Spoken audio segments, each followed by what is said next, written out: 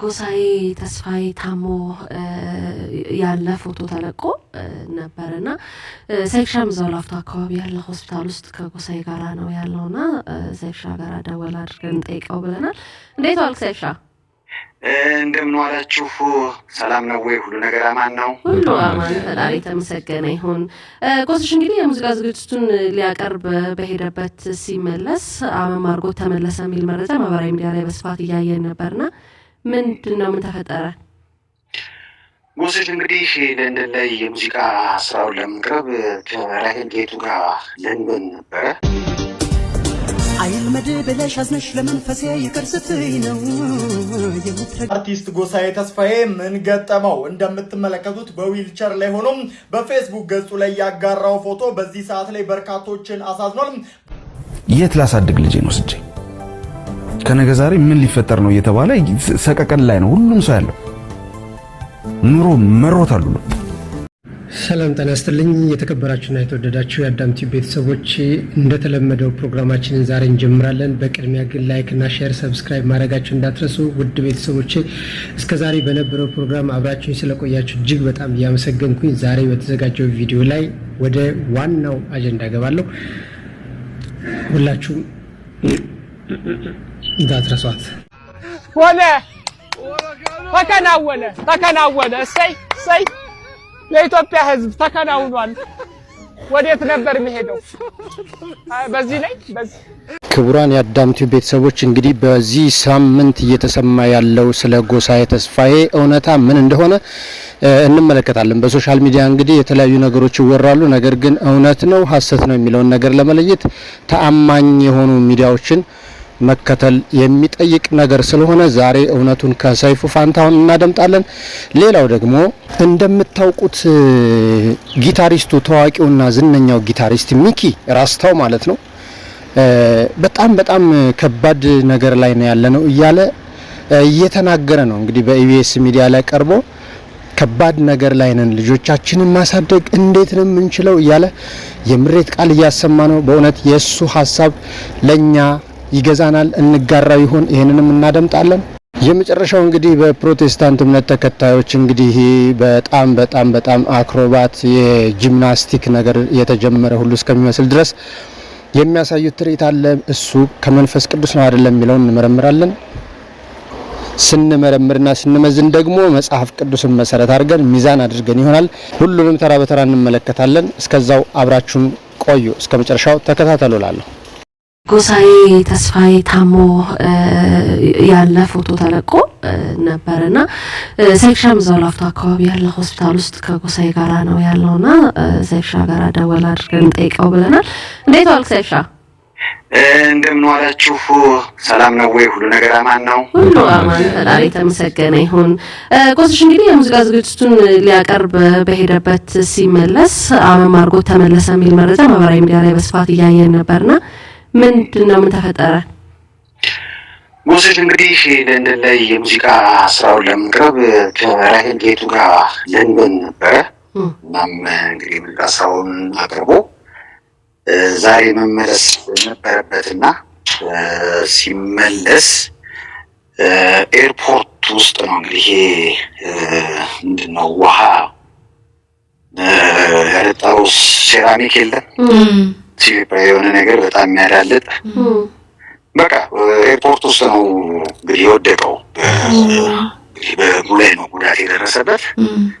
እናም እንግዲህ ፔንኪለር እንደዚህ ያለው አይደል አንቲፔን ነገሮች የሚወሰዱ እነሱን ወስዶ ነበር እዚህ የደረሰው። እዚህ ከደረሰ በኋላ ያው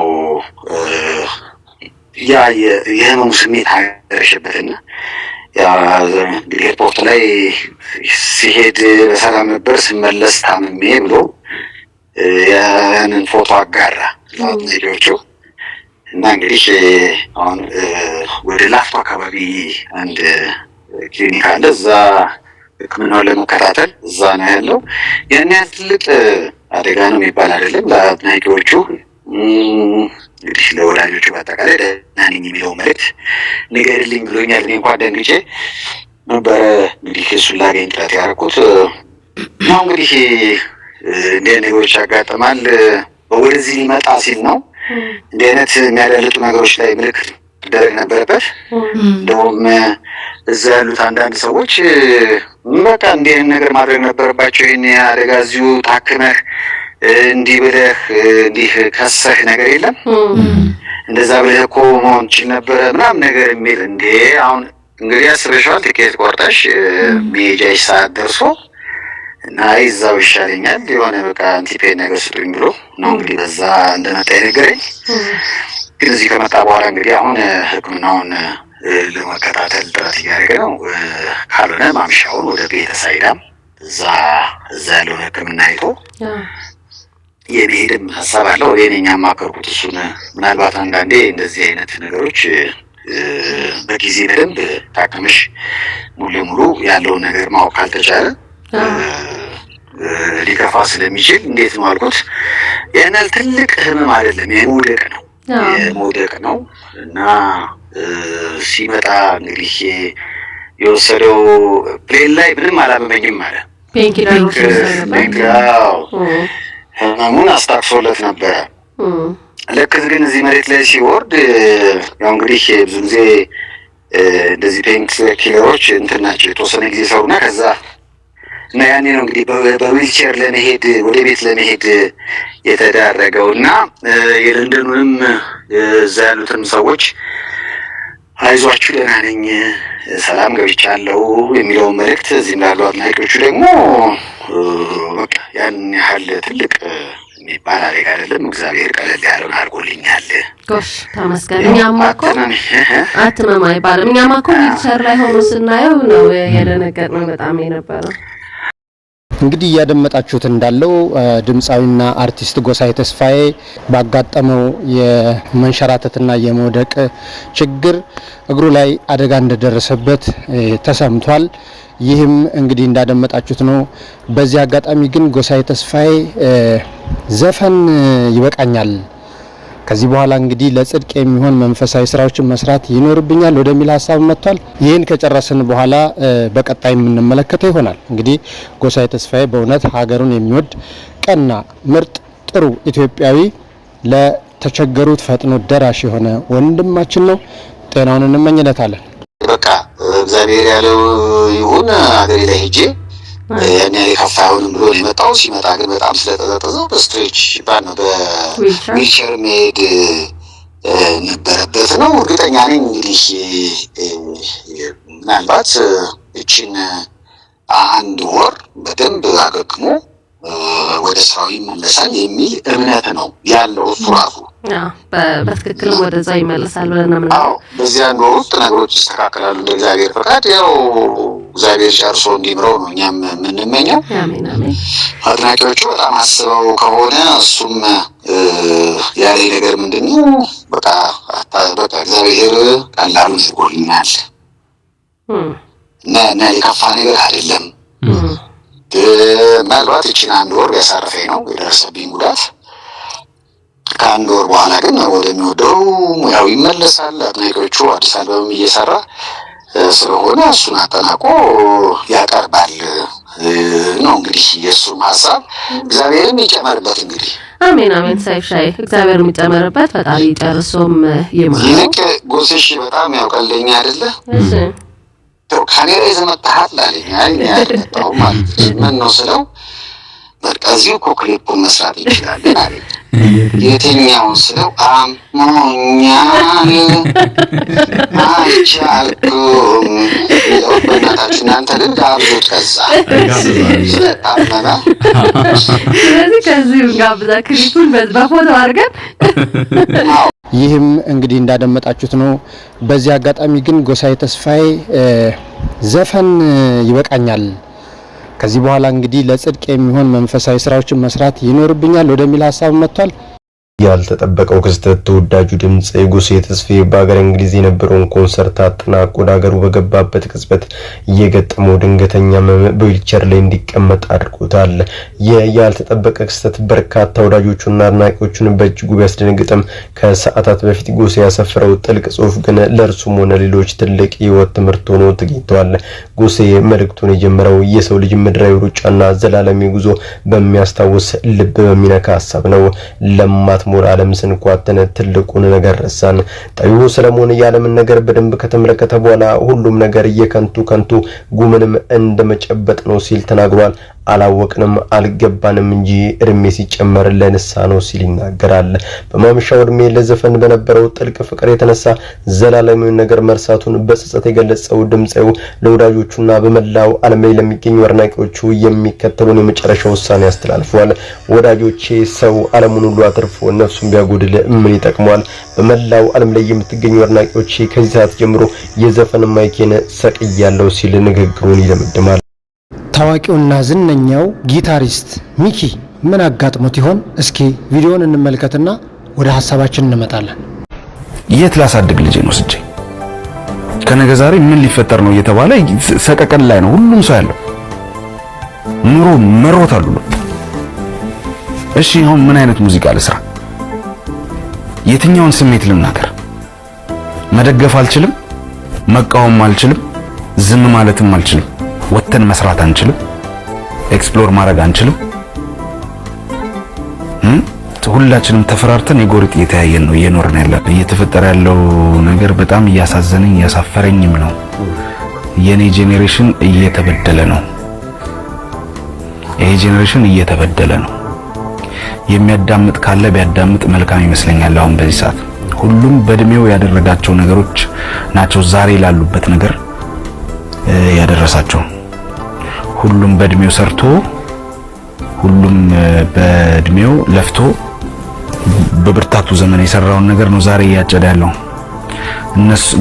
ማንም ሰው ከዚህ በፊት የመሩትን ሰዎችም ፖለቲከኞችም አርቲስቶችም ማንም ሰው በእድሜያቸው ያደረጉትን ያውቃሉ። አሁን ይሄ ጄኔሬሽን የዚህ ጄኔሬሽን ታይም ነው፣ የነሱ ታይም አይደለም። የነሱን ታይም ጨርሷል። በእድሜያችን ባይቀልዱብን ደስ ይለኝ። መተው ነው የምንፈልገውኛ፣ ማለፍ ነው የምንፈልገውኛ፣ ወደፊት መራመድ ነው የምንፈልገውኛ። አጉሌ ፖለቲካ ጥቅም ሁሉም ላይ ጣት ቀሳሪ ነው። ማንም ወደ ራሱ ጣቱን የሚቀስር የለም። እነሱ ላልተግባቡበት ግን እኛን ባያበጣብጡን ደስ ይለኛል። እቺ ሀገር ናት ያለችን ሀገር፣ ሌላ ሀገር የለንም። እነሱም ልጆች አሏቸው። የደሃ እናት የሌላ እናት ልጅ የላትም። የሷ ልጅ አይደለም። ለበጎም ሆነ አይ ዶንት ኬር። ይሄ ነገር እንዲቆም ነው የምንፈልገውኛ። የሚቆመው ደግሞ ማን እንደሆነ ሁሉም የስራ ድርሻ አለው። ከመንግስት ጀምሮ ተቃዋሚ ነን ከሚሉት ሁሉም መጀመሪያ ወደ ራሳቸው እስኪ ይጠቁሙ። ከዛ ቅንነት ትንሽ ቢኖር ኖሮ ይሄ ሁሉ ነገር በጣም በትንሽ ነገር ሶልቭ የሚደረግ ነገር ነበረ። እኔ ኢትዮጵያዊ ነኝ። የዚህን ትውልድ እድሜም አትጨርሱ። እንግዲህ ታዋቂው ጊታሪስት ሚኪ እንደተናገረው ከሆነ እንግዲህ የሰላም ጉዳይ ነው የሚያሰጋው። ሰላም ለሀገራችን፣ ሰላም ለኢትዮጵያ እንላለን። ነገር ግን በማለታችን ብቻ ሰላም ሊመጣ አልቻለም። ሰዎች እየተቸገሩ ነው። ህፃናት ማደጊያ አጥተዋል።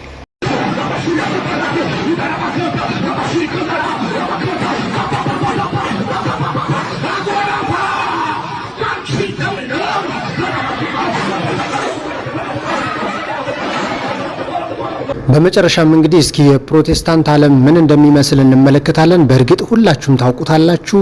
በተለያየ የአምልኮ ቦታቸው ላይ የሚታየው ነገር ከማምለክ ይልቅ ወደ ትርኢትነት የተቀየረ አይነት ይመስላል። ይሄ ለነሱ መልካም ሊመስል ይችላል። ለሌሎች ግን መልካም ነው አይደለም የሚለውን በተጨባጭ እናስቀምጥና ፍርድ ለህብረተሰብ ይሆናል። ወደ ቪዲዮ እንመልከት።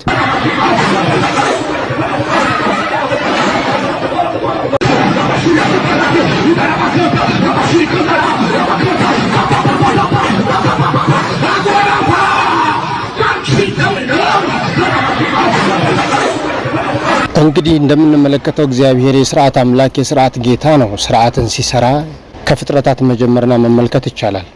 ስነ ፍጥረትን ስንመለከት ሁሉም በሥርዓት ነው የተሰራው። ለምሳሌ በእሁድ ጀመረ አሃድ ብሎ አንድ አለ።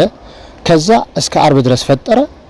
ቅዳሜን ደግሞ እረፍት አረፈ። ስለዚህ ይሄ ሥርዓት መሰራት ወይም የሥርዓት ስሪት የሥርዓት ጌታ የሥርዓት ባለቤት መሆኑ ይታወቃል። ይህ የሥርዓት ጌታ ደግሞ በመንፈሳዊ አምልኮ ቦታው በምኩራብ መንፈሳዊያን እንቅስቃሴያቸውን ትተው ዓለማውያን ስራቸውን ሰርተው ለንግድ መናኸሪያ ሲያደርጉት ቤቴ የጸሎት ቤት ትባላለች እናንተ ግን የወንበዴዎች መናኸሪያ ያደረጋችኋት ብሎ ግልብጥብጥ አድርጎ አውጥቶ ገርፏቸዋል። ይሄም ሥርዓት ስለጠፋ ነው። ታዲያ በዚህ በምንመለከታቸው ወገኖቻችን ላይ እየተደረገ ያለው የሥርዓት አልበኝነት ከመንፈስ ቅዱስ ነው ብላችሁ ተገምታላችሁ? ሚዛናችን መጽሐፍ ቅዱስ ነው የምንለው ለዚህ ነው።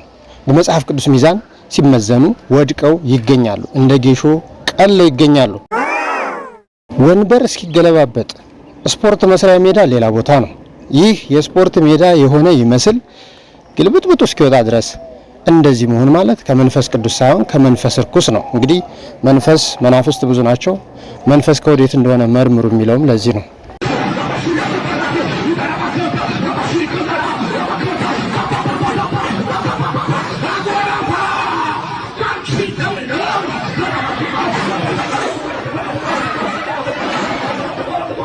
ይህንን ነገር ስትመለከቱት ብቻ ሰው የሆነና እንደ ሰው የሚያስብ ብቻ መገመት ይችላል። ተንታኝ አያሻውም፣ ተርጓሚ አያሻውም፣ ተናጋሪ አያስፈልገውም። ብቻ ንጹሕ ሕሊና ያለው ሰው መመርመርና መመዘን የሚችለው ድርጊት ነው። አቤቱ ልቦና ስጠለን እንላለን። ሌላውና የመጨረሻው ውድ ቤተሰቦቼ የምጠይቃችሁ ነገር ይኖራል። እንግዲህ እንደዚህ መልካምና መልካም ደግና ደግ የሆኑ ፕሮግራሞችን የሚሰሩ ሚዲያዎችን እንድታበረታቱ እጠይቃለሁኝ። ይህ ማለት ምንድነው? ብዙውን ጊዜ ነገሮችን ሁሉ ወደ ግራ በማጣመም ሰው ሰላም እንዳያገኝ ችግሮች ሁሉ እንዳይቀረፉ የሚያደርጉ ቻናሎች በጣም እይታቸው ይበዛል። ስለዚህ ደግ ነገር የምንሰማበት ጆሮአችን የሚናፍቅበን ዘመን ሳይመጣ ከወዲሁ እንዲህ ደግ የሆኑ ቻናሎችን እንድትደግፉ በእግዚአብሔር ስም እጠይቃለሁ። መልካም ቀን።